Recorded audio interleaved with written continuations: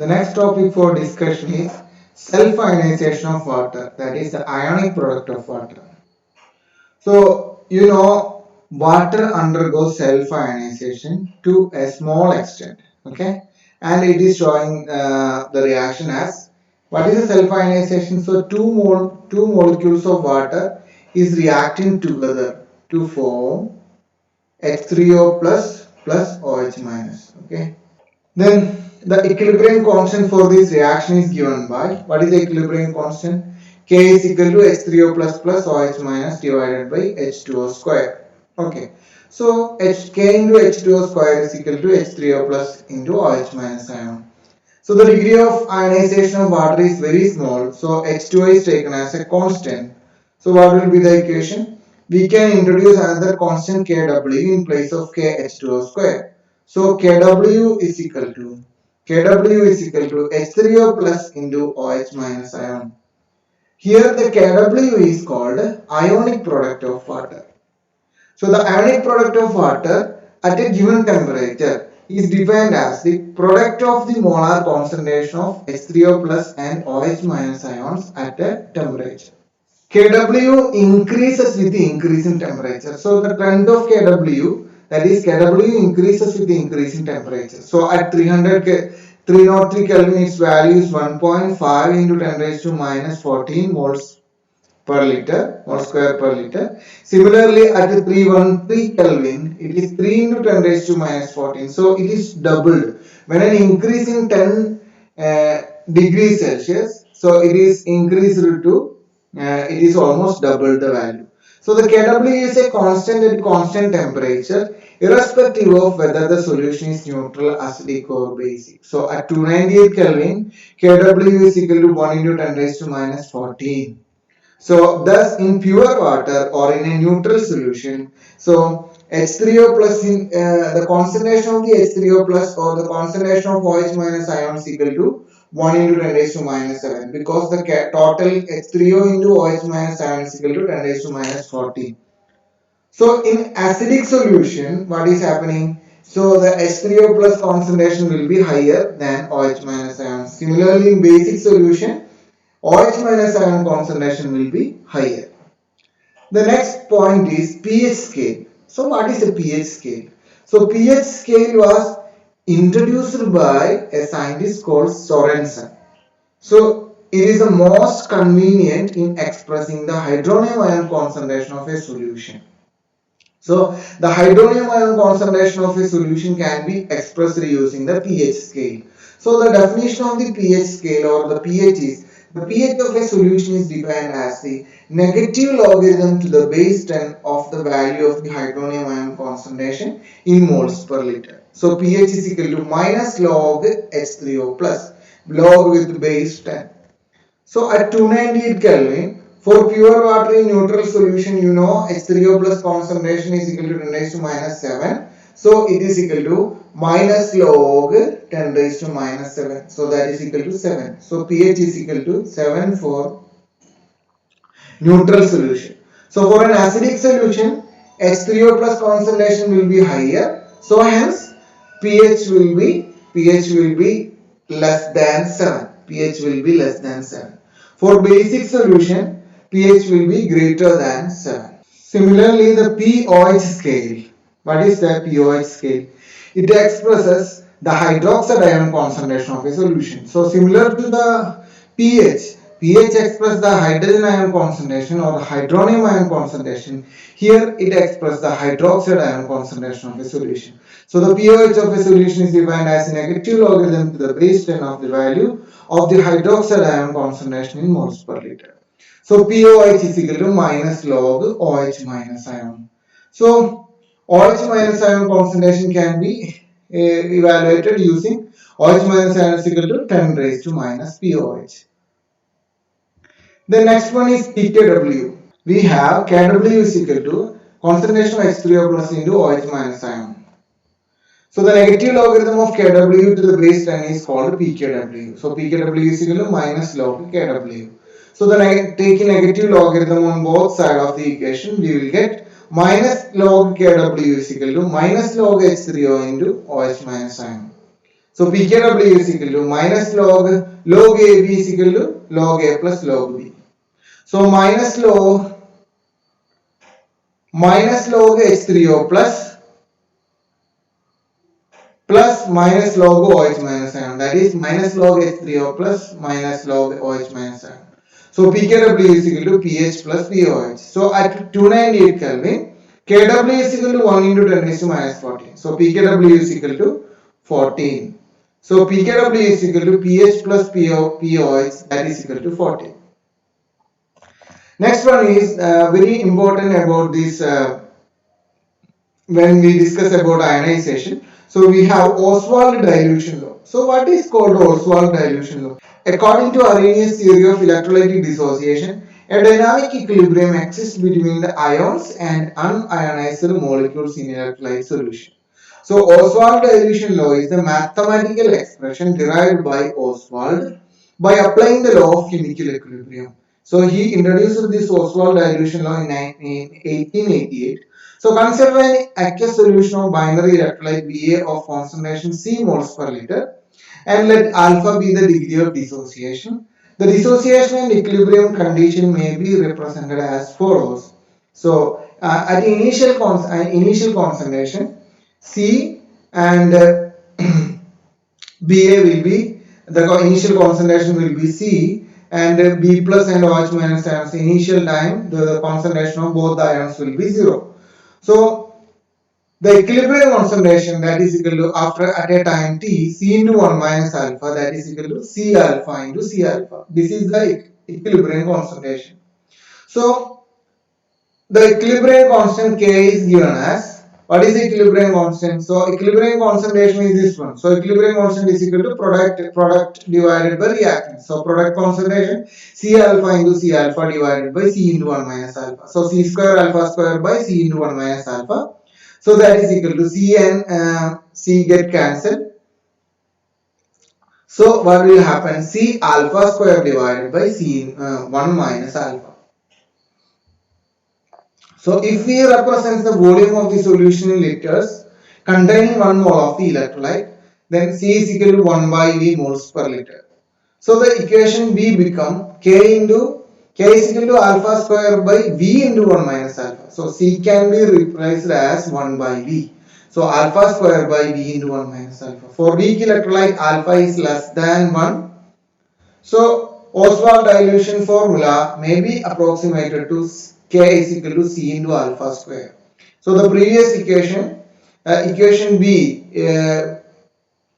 become instead of C alpha square by 1 minus alpha, that will become C alpha square. So K is equal to alpha square by, C can be replaced as alpha 1 by V. So K into alpha square by V. So alpha is equal to root K by C, or alpha is equal to root kV.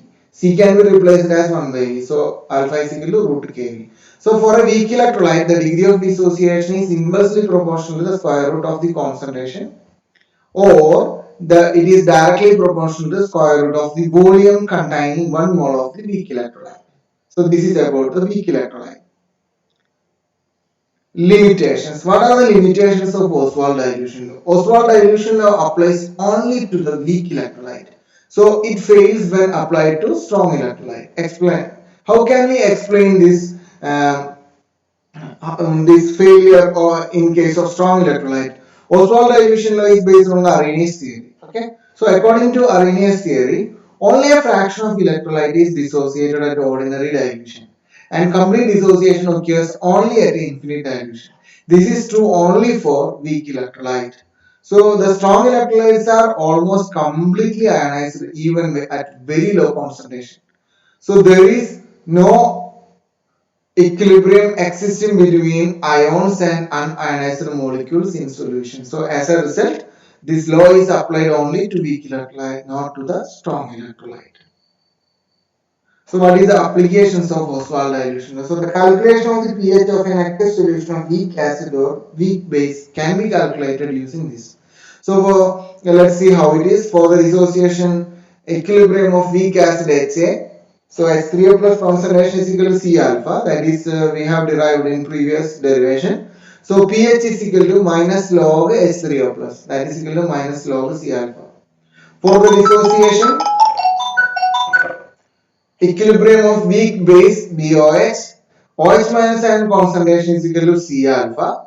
So POH is equal to minus log OH, so that is equal to minus log C alpha. So pH can be calculated by pH is equal to 14 minus POH. The second application is the calculation of ionization constant of weak acids and bases. Suppose the degree of dissociation alpha of a weak acid and a weak base or a weak base for a particular concentration C is determined from the conductivity measurement by the application of Paul-Rash's law. Then we can calculate alpha is equal to lambda m at a given concentration divided by lambda m at infinite dilution. So the degree of dissociation can be calculated using this. Then by application of Ostwald dilution law, the ionization constant of the substance Ka or Kb can be determined. So Ka is equal to C alpha square. So Kb is equal to also C alpha square. So C into, we can have alpha here. So lambda m at concentration by lambda m at infinite dilution.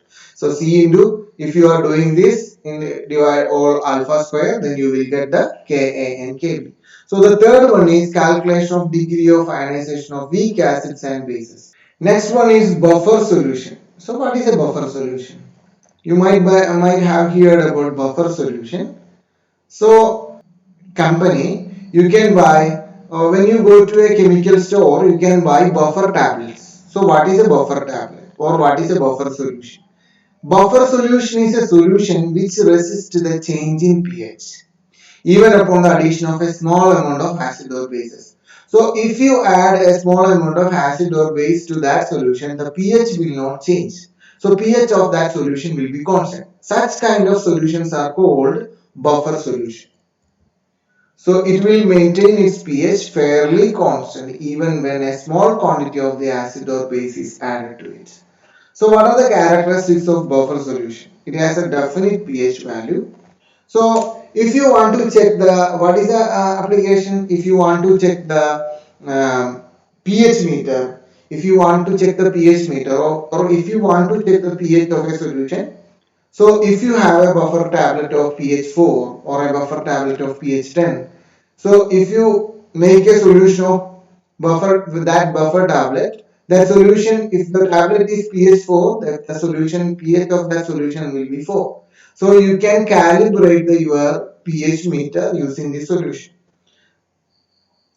So its pH remains unaltered even on standing for a long time or on dilution. So its pH remains almost unaltered upon addition of small amount of strong acid or strong base. Then we can classify this buffer solution into two types, that is acidic buffer and basic buffer. So what is an acidic buffer? Acidic buffer can be prepared by mixing solutions of weak acid and its salt. So if a weak acid and its salt is taking or mixing together, so in suitable proportion, then you will get acidic buffer. So basic buffer, what is a basic buffer? If you want to prepare a basic buffer, it is a mixture of solution of a weak base and its salt. Its salt prepared from a strong acid. In previous case, it should be prepared from a strong base. So then you will get the basic buffer. So what is an example for acidic buffer? Just we can see here one example. An equimolar mixture of acetic acid, so that is a weak acid, and sodium acetate. Sodium acetate is its salt. That salt, sodium acetate, how can we prepare? So it can be prepared from a strong base. Sodium acetate can be prepared from sodium hydroxide.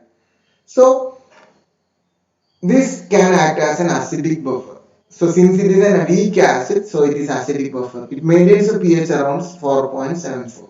So similarly, the basic buffer, an equimolar mixture of ammonium hydroxide and ammonium chloride. So ammonium hydroxide is a weak base and its salt, that is ammonium chloride. Ammonium chloride is prepared from a strong acid, that is HCl. So it maintains the pH around 9.25. So this is two types of buffer solution, acidic buffer and basic buffer. So what is the mechanism of this buffer action? Let us see what is this mechanism.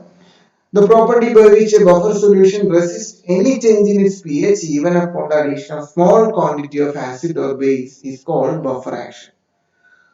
So buffer mixture of a weak acid and its salt. Let us see what is buffer action of acetic acid and sodium acetate. So acetic acid is, acetic acid is weakly ionized, whereas sodium acetate is completely ionized in solution.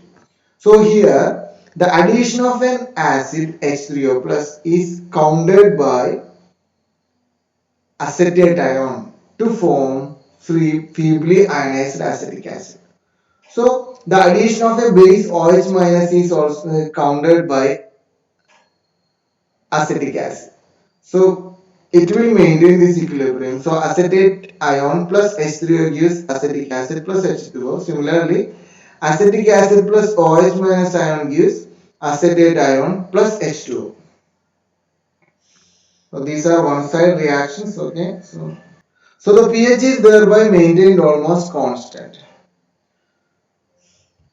Similarly, a buffer mixture of weak base and its salt, a basic buffer. The example is the buffer action of ammonium hydroxide and ammonium chloride buffer. You know that ammonium hydroxide is weakly ionized, while ammonium chloride is completely ionized in solution. So the addition of an acid, that is H plus ion, is countered by ammonium hydroxide. Similarly, the addition of a base is countered by ammonium ion. So it will maintain this pH as a constant. So buffer action of a salt of weak acid and weak base. So example is ammonium acetate solution. So on adding an acid, the acetate ion combine with H plus ion to form feebly ionized acetic acid. So on adding base, the ammonium ions combine with OH minus ions to form weakly ionized ammonium hydroxide. So it can maintain the pH of ammonium acetate as pH is equal to 7. Now let us have some problems. So what is the first problem? Calculate the degree of ionization of acetic acid of 0.01 molar solution. Given the ionization constant of acetic acid is 1.8 into 10 raised to minus 5 moles per liter at 298 Kelvin. So they are asking the degree of ionization of acetic acid. Degree of ionization is equal to alpha. So the concentration of the acetic acid is given as 0.01 and the ionization constant Ka is also given 1.8 into 10 raised to minus 5. So we know degree of ionization or degree of dissociation alpha is equal to root of Ka by C.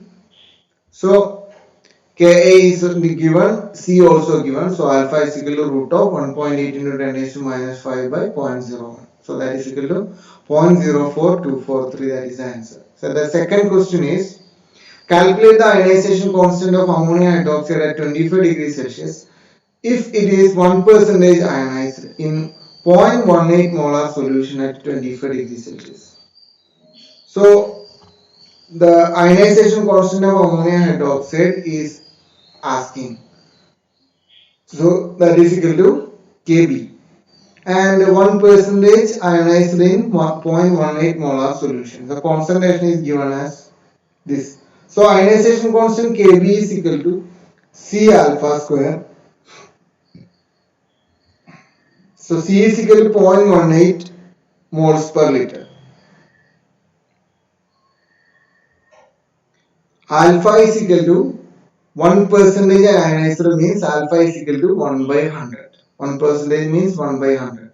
So Kb is equal to 0.18 into alpha square, that is equal to 0.01 square, that is equal to 1.8 into 10 raised to minus 5. And then the third question is, calculate the pH of 0.1 molar solution of weak acid HA at 298 Kelvin given Ka is equal to 4.9 into 10 raised to minus 8.